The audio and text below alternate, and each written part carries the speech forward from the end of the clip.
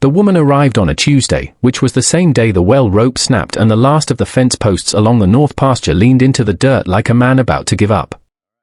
Cora Dunn drove a wagon that had no business still rolling.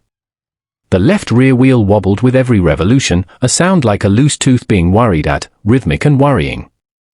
She had a girl of 9 asleep across her lap and a boy of 12 riding the board beside her with his jaw set in that particular way boys set their jaws when they are trying to be men before their time. Behind the wagon, a mule the color of old smoke plodded without complaint, as if it had already made peace with whatever was coming. The Aldridge property sat at the end of a road that wasn't much more than 2-wheel ruts pressed into the pale caliche earth. The main house was standing, which was about the best you could say for it. One shutter hung from a single hinge, swinging slow in the October wind. The porch boards had gone silver grey with weathering, and the barn roof had a hole in it large enough for a grown man to fall through. The vegetable garden was nothing but dried stalks and hard ground. The water trough was empty and cracked straight down the middle like something had struck it from above. Cole Aldridge stood on what remained of his porch and watched the wagon come up the road. He was a broad-shouldered man, 40 years old, with the kind of face that had been carved out by weather and stubbornness in equal measure. He had money. Or he had had money, once. What he had now was land, debt, and a ranch that was coming apart in every direction at once. He watched the woman pull back on the reins. He watched her look at everything, the broken shutter, the collapsed fence line, the state of the whole ruined enterprise, and he watched her face show nothing. Not despair. Not doubt. Just a long, measuring look, the kind a person gives a wound before they start cleaning it. He crossed his arms.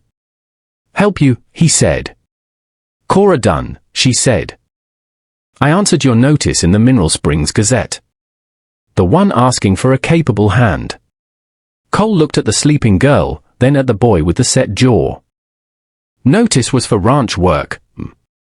"I know what it was for." He studied her for a moment that stretched past comfortable. "I'll be direct with you.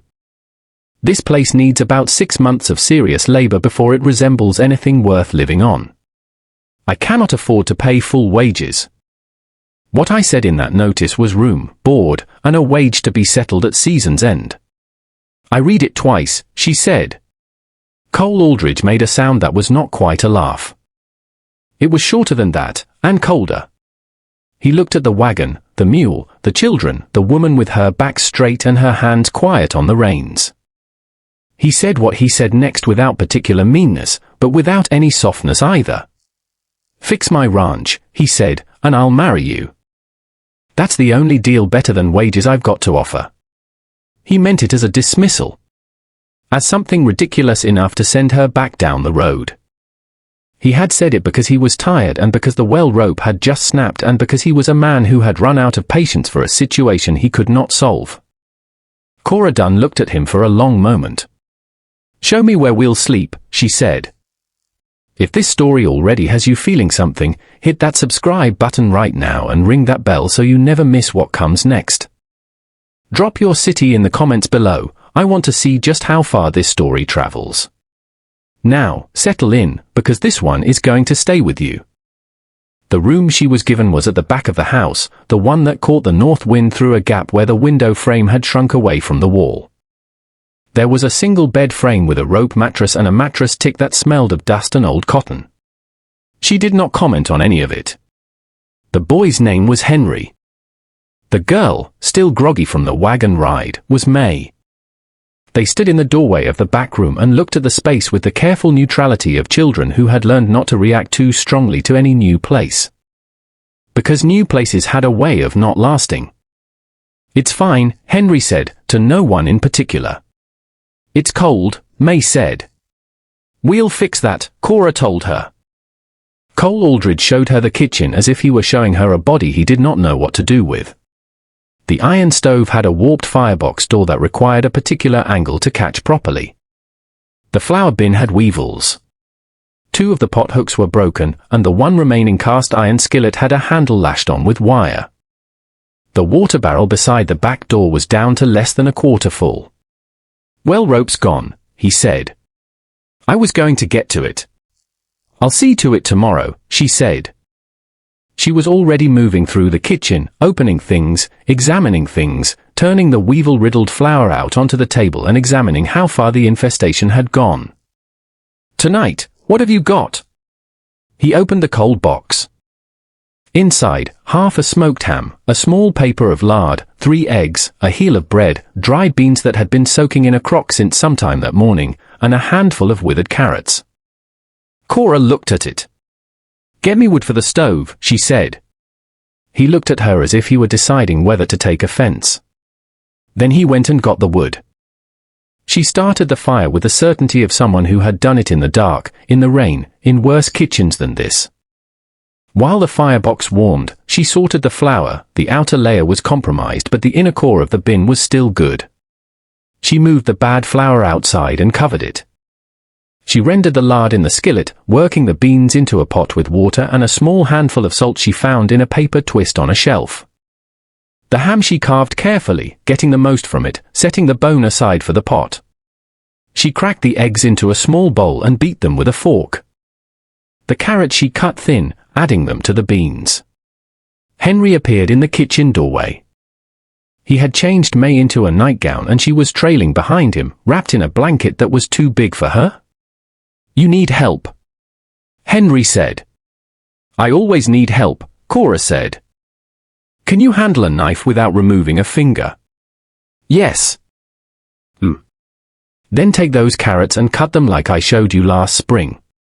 He moved to the table with the particular quiet competence of a boy raised to make himself useful. May climbed onto the bench and sat with the blanket around her shoulders and watched the stove, where the light coming through the grate crack through orange lines on the floor. Cole Aldridge came back with wood, stopped in the doorway of his own kitchen, and found it occupied in a way it had not been occupied in 3 years. He stacked the wood by the box and did not quite know where to stand. The beans worked themselves into something fragrant. Salt pork and carrots and the particular richness of ham bone. Cora mixed the remaining flour, enough of it, into a quick bread in a pan, pressing it thin to bake fast on the stove's flat iron surface. She cut the ham in 4 portions. Thin portions, honest ones. When she set the table, there were 4 places. Cole sat down across from Henry, who sat across from May, and Cora sat with her back to the stove. The bread was dense and slightly scorched on the bottom, perfect and soft on top. The beans were hot all the way through. There was a small pottery pitcher of water. Nobody spoke for a while. The wind knocked the broken shutter against the house, once, twice. May ate with the focused intensity of a child who has known hunger. Henry ate carefully, like a boy trying to demonstrate he was not hungry. Cole Aldridge ate everything in front of him and then was quiet for a moment, looking at the center of the table. "That's the best meal that's been in this kitchen in 3 years, he said finally. He didn't look at her when he said it. Cora cut the last piece of bread into 2 halves and set both halves in front of the children without being asked. "The stove needs a new firebox door," she said. "The flour bin needs to be scrubbed with vinegar before we put new flour in it. And the well rope I'll need by morning." "What gauge did you use?" Cole told her.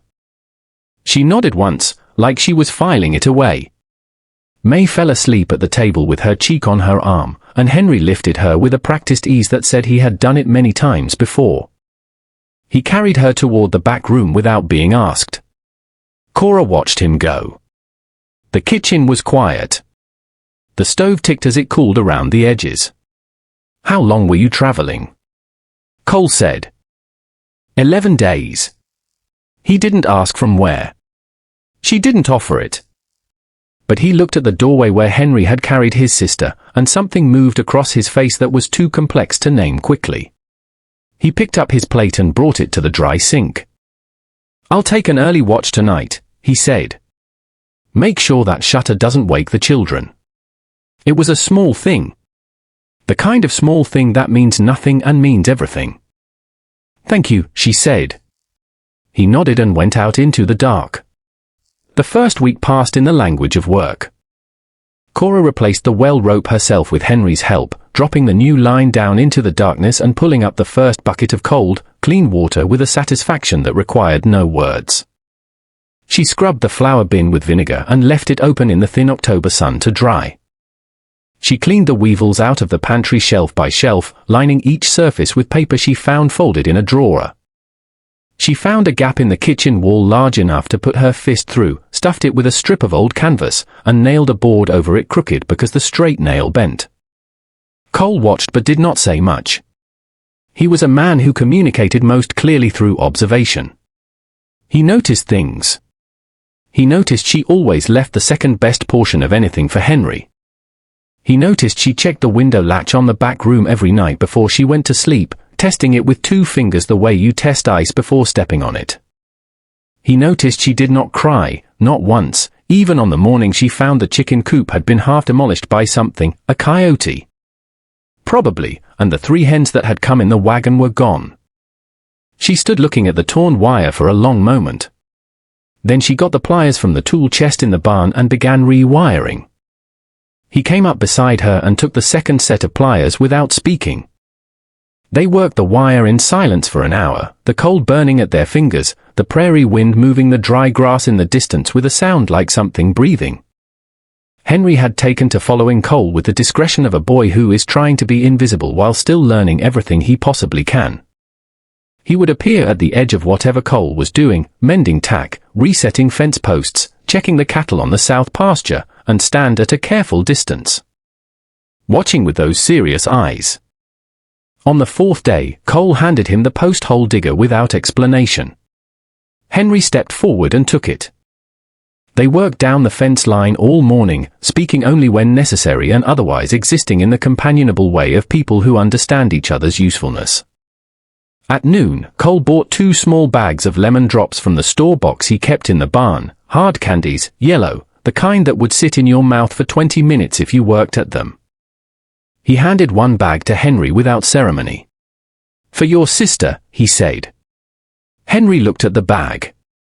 "May's got a sore throat this week." "I know," Cole said, and went back to the fence post. Henry pocketed the bag with great care.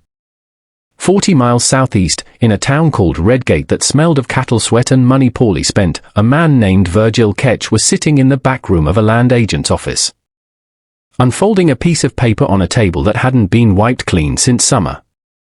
He was a lean man with the pale eyes of someone who had spent too many years looking into bright distances and not finding what they wanted. He wore good boots and a good coat and the expression of someone who believed that enough patience applied to enough money would eventually produce whatever outcome was required. The paper on the table was a deed. Partial. The property on it was the Aldridge place. She went there, Virgil said. The man across from him, a small, nervous man named Piquet who handled land negotiations for 3 counties, shifted in his chair. "So it seems.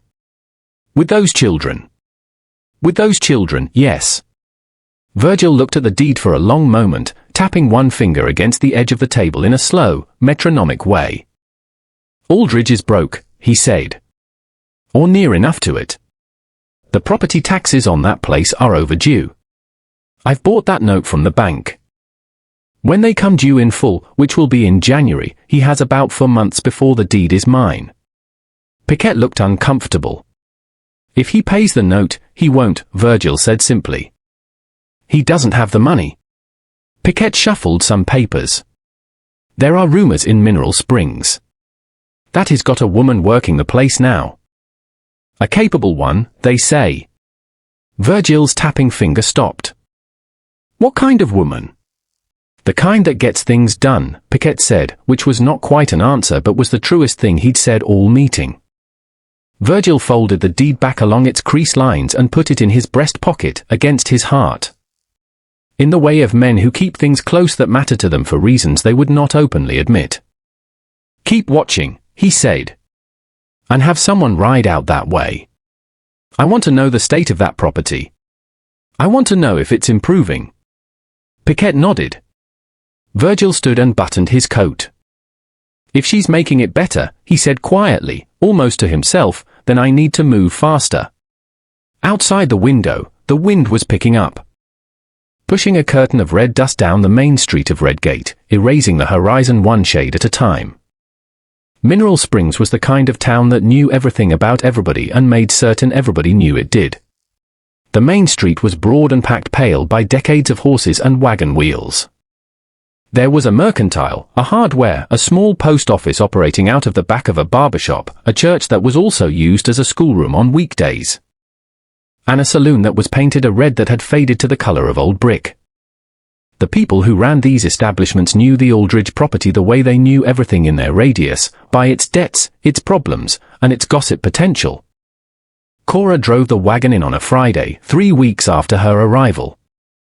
The purpose was practical: flour, nails, lamp oil, a new firebox door for the stove that had finally given out entirely that Wednesday morning. Henry sat beside her. May was in the wagon bed with a blanket around her shoulders, her throat still troubling her, but improved enough to sit up and look at the town with the wide, still eyes of a child cataloguing a new place. Cole had said he would meet them there. He had business at the bank, the quarterly discussion about the note that he would rather have alone. Cora tied the mule at the mercantile rail and helped May down from the wagon. The mercantile was warm inside, smelling of coffee beans and raw wool and the particular sweetness of plug tobacco. A bell above the door announced their entrance. The proprietor was a woman named Eunice Garland, somewhere north of 60, with the posture of a woman who had been standing in judgment her whole life and found it kept her upright. She looked at Cora over the rim of spectacles that sat too far down her nose to be functional. "You'd be the woman at the Aldridge place," she said. It was not a question, and it was not entirely a greeting. "Cora Dunn," Cora said. She produced her list from her coat pocket and set it on the counter. "I'll need these filled. I have coin for most of it. The lamp oil I'd like to put against the Aldridge account if that's permitted." Eunice looked at the list without picking it up. "We don't extend credit to that account in good conscience," she said. "It's considerably behind." "Then I'll pay for the oil in coin as well." Cora met her eyes. "If you'll kindly total what I owe." There were 2 other women in the mercantile, younger, both finding suddenly important things to look at on opposite shelves. The air in the room had taken on the particular quality of air before a lightning strike, charged and waiting. "I don't know what your arrangement is out there," Eunice Garland said, dropping her voice by about half a degree and raising the implication by 3 times that much. "But this is a town with standards. People talk." "I expect they do," Cora said pleasantly. "A woman living under a man's roof without benefit of, I am employed," Cora said, "as a ranch hand." Which is what the notice in the Gazette described. She looked at the list on the counter. The flour, the nails, the firebox door, and the oil. In coin. "If you please." Eunice Garland held her gaze for a moment. Then, with the particular dignity of a woman who has not quite won a confrontation but cannot admit it, she picked up the list. Henry was standing very straight beside his mother. May had her hand in Cora's coat pocket. Nobody in the room said anything. Cole found them outside afterward, loading the wagon. And he read the situation in the set of Cora's shoulders and the expression on Henry's face with the accuracy of a man who has been reading weather for 40 years. "Eunice Garland," he said. "She had concerns," Cora said. Cole looked at the mercantile door, then at Cora, then at the wagon. He picked up the flour sack and settled it in the wagon bed without speaking. Then he went back into the mercantile. Henry looked at his mother. "Stay with May," she said quietly. Inside, Cole Aldridge walked to the counter and placed both hands flat on it in the manner of a man staking a claim. "Eunice," he said. She looked up with her expression already prepared for battle.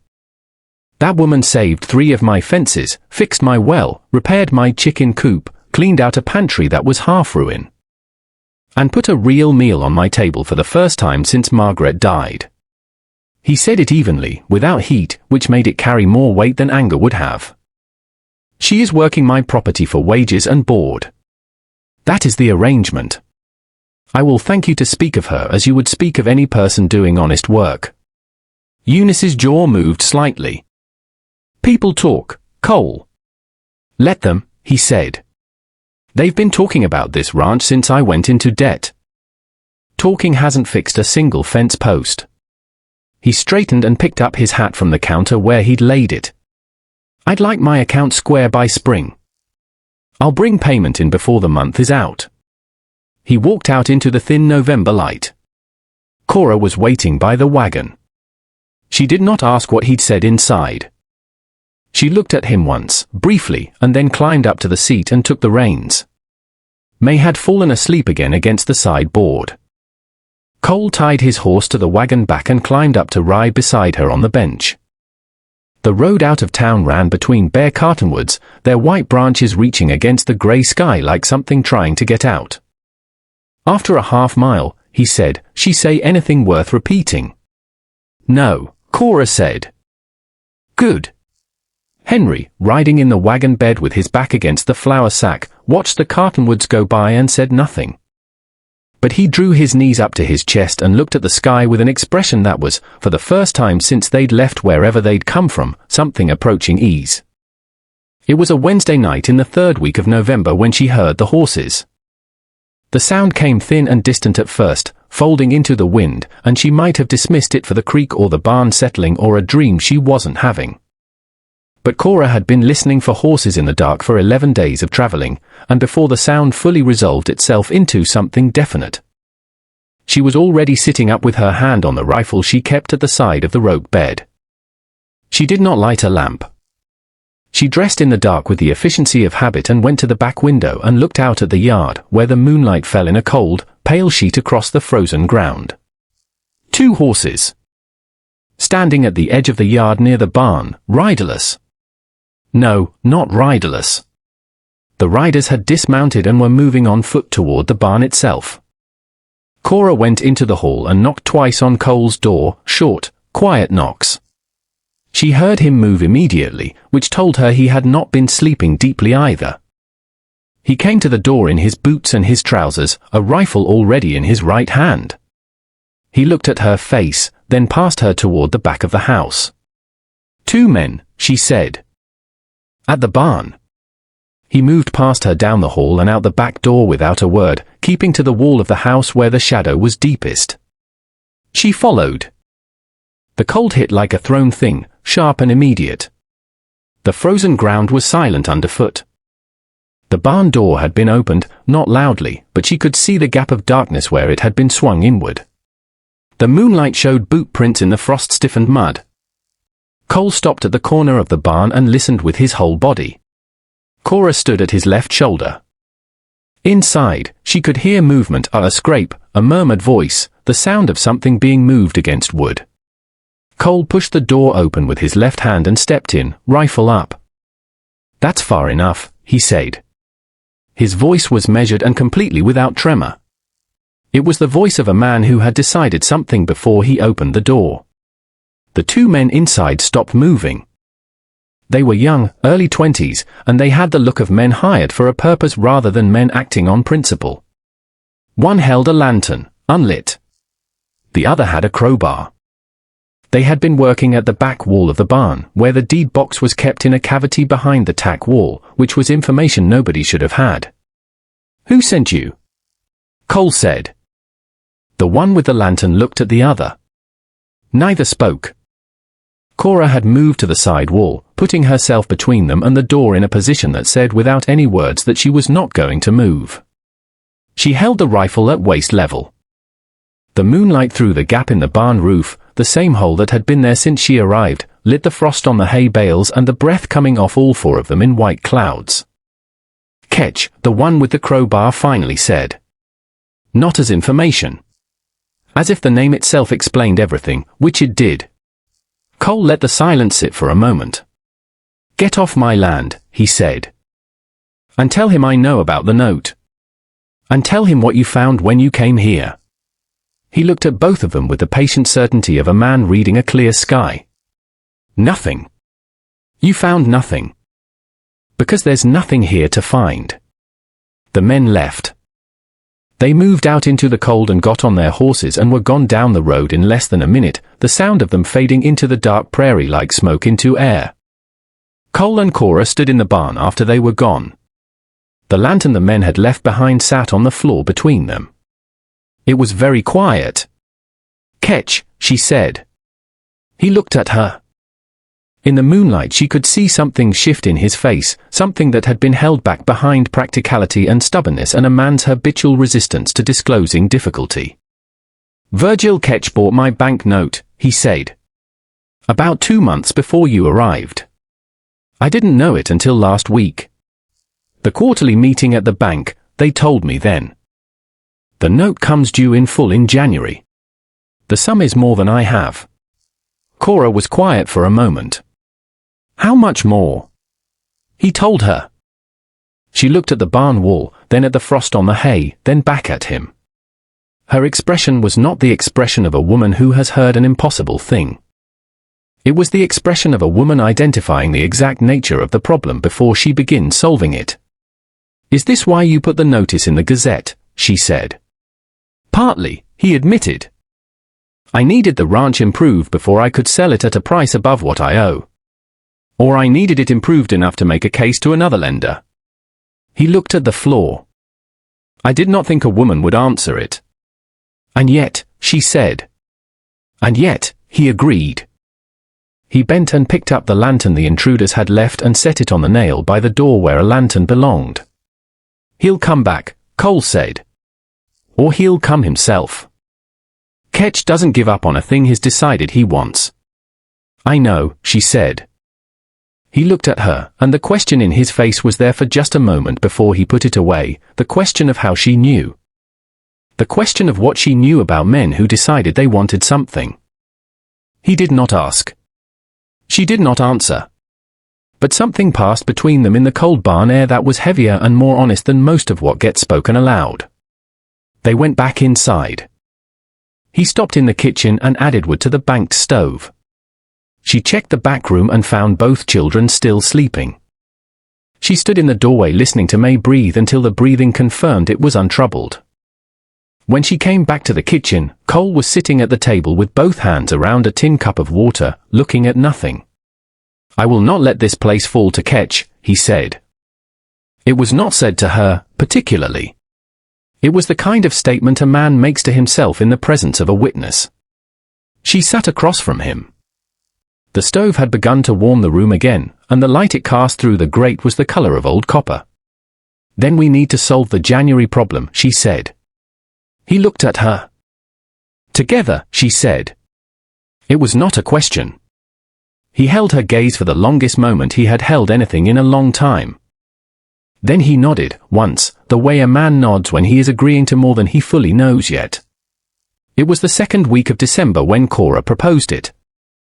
She had been working on the account books for 2 weeks by then, a project Cole had initially resisted with the quiet fury of a man who finds someone else handling what he considers a private failure. She had not asked permission.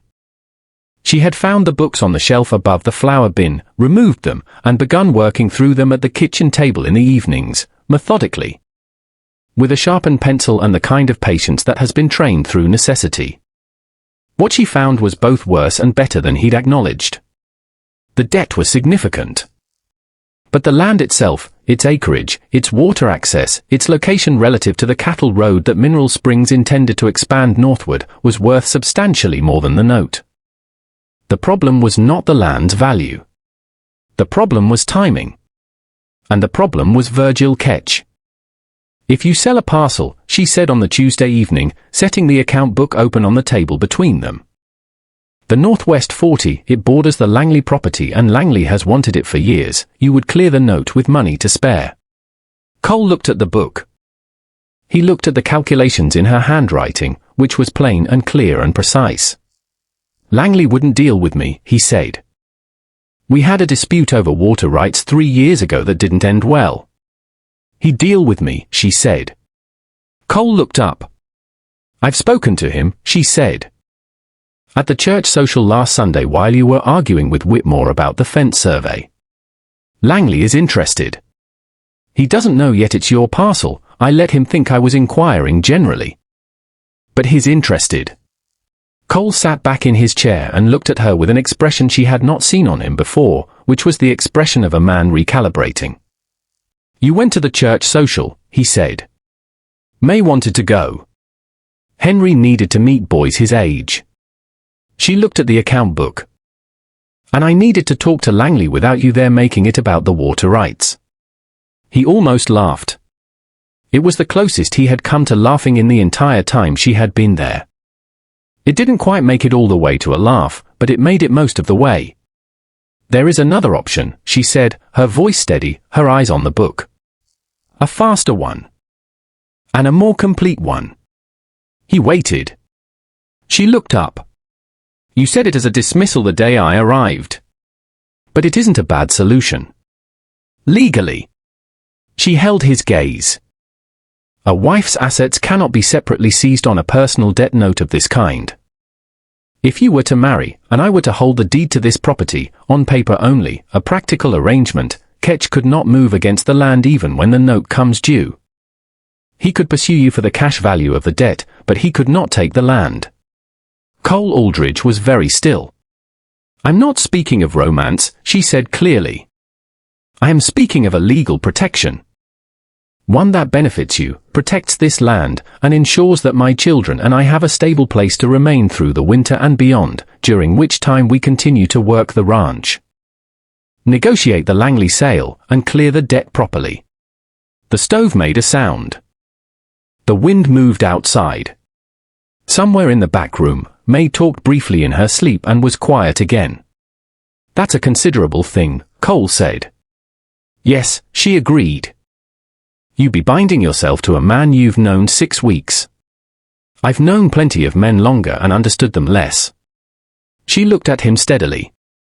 I know that you gave Henry lemon drops for a sore throat the child hadn't mentioned to you. I know you reset the window latch on our room 3 days after we arrived because you noticed I checked it every night. I know you fixed the porch board outside our door quietly, before dawn, so May wouldn't trip on it in the dark. She paused. I am not making this arrangement blindly. Cole Aldridge looked at the kitchen table for a long time.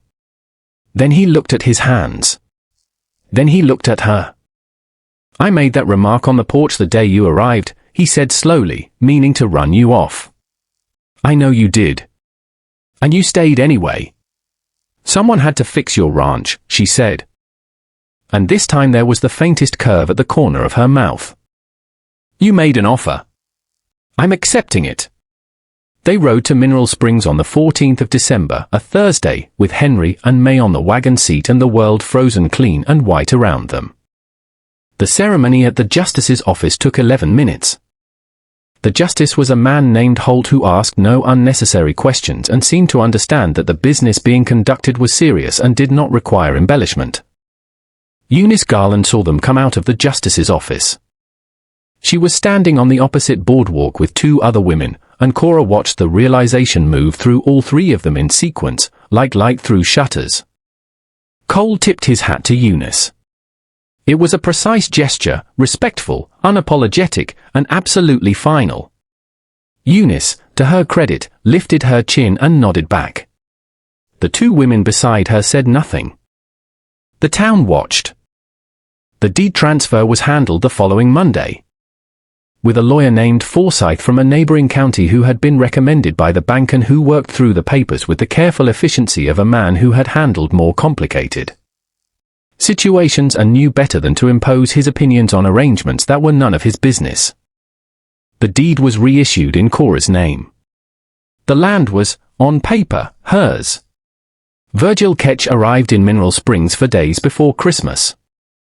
He came in a good coat on a good horse, accompanied by Piquette and by 2 other men who were meant to suggest that he was a man of consequence. He went to the bank and spoke with the manager, Aldrin Hughes, about the note. Aldrin Hughes, a small, perpetually anxious man who nevertheless had a clear notion of what was legal and what was not, walked him through the documentation carefully. The note was against Cole Aldridge personally. The property was now deeded to Mrs. Cora Aldridge. The note could be pursued, yes. But the land could not be claimed in satisfaction of a personal debt against the husband when the property was clearly titled to the wife and had been so prior to the due date. Ketch stood at the bank counter with his pale eyes very still.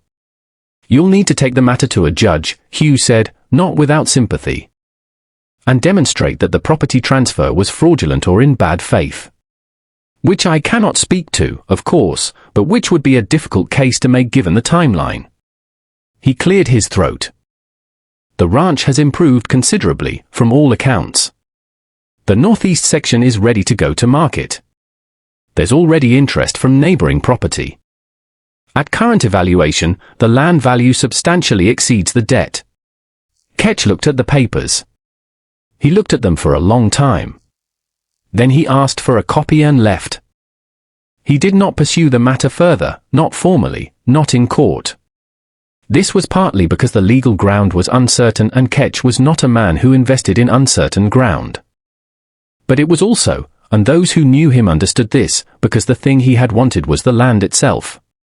The cheap acquisition of something valuable. That opportunity was closed. What remained was only the expensive and difficult pursuit of a man through courts, and Virgil Ketch had no appetite for expensive and difficult things that did not end in acquisition. He rode out of Mineral Springs on a Tuesday, the same day of the week Cora Dunn had driven a wobbling wagon up the road to the Aldridge property 2 months before. The town watched him go, and the watching had a particular quality to it, the quality of a community that has been paying attention to something and has now determined how it feels. Eunice Garland, it was said, bought a jar of honey from her own shelf, put it in a paper bag with 2 sticks of peppermint, and asked her nephew to drive it out to the Aldridge place. For the children's throats, the note said. No signature. The Langley deal finalized in the 2nd week of January. The Northwest 40 sold at a fair price, negotiated by Cora over the course of 3 meetings, the last of which Cole attended, mostly in silence. With the expression of a man who has discovered that someone else can handle the difficult conversation he has been dreading and handle it better than he could have. The debt was cleared. There was money left over, not a great abundance, but enough to buy seed for spring, hire a hand for 2 weeks in March, and replace the barn roof. Henry turned 13 in January. Cole gave him a proper working knife with a leather sheath. Not a boy's knife. A man's knife, the kind you put to real use. May's throat healed completely by February. She began following the mule around the yard in the mornings with a proprietary affection the mule bore with patient resignation. By the time the true cold broke and the first mud of spring appeared in the yard, the Aldridge property was not the same place it had been in October. The shutter was rehung. The porch boards were replaced, not all of them, but the ones that mattered. The barn roof was patched and solid. The fences ran true along the north pasture. The kitchen smelled of coffee and bread and the specific warmth of a place where people eat together regularly. And Cole Aldridge stood on that repaired porch one morning in early March, in the light that came in thin and gold and not yet warm enough to promise much but warm enough to mean something. And he watched Cora walk the fence line with Henry the way he had once walked it alone, pointing at something, making a decision. Both of them moving with the ease of people who know the ground they're standing on and intend to keep it. He had made a remark on a failing porch to a woman in a wobbling wagon and he had meant it as a door closed, and she had walked through it anyway. He had thought the ranch was the thing being saved. He had been partly right. The broken places do not go back to what they were before. They go somewhere else. They become something that has been tested and held, and the holding changes the shape. The fence post that has been reset stands differently than the one that was never pulled. The window latch that has been fixed opens more easily than the one that was always true. The meal made from almost nothing, eaten at a table with 4 mismatched people in a cold kitchen, feeds something that flour and salt pork alone cannot reach. She had come 11 days and 400 miles to fix what was broken, and she had done it. And what surprised Cole Aldridge, what dropped his jaw and kept it down into a long, quiet astonishment, was not the fences, or the deed, or the clearing of the debt. It was that the thing most thoroughly repaired on the Aldridge property was not any of the things he had listed in a newspaper notice. It was the thing he had not known enough to ask for.